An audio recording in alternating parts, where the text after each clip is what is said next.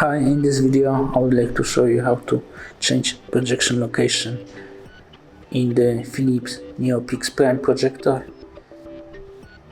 It's very simple. All you need to do is to click home button on the projector's remote.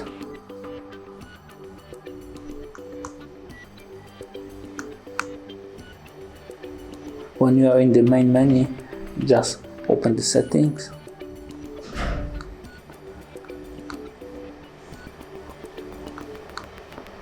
Then go to the advanced settings, and there you can change the projection location.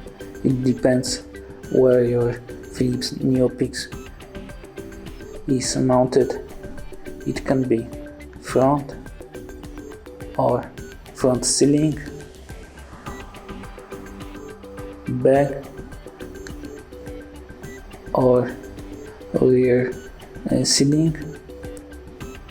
In most cases it will be up front. Thank you for watching.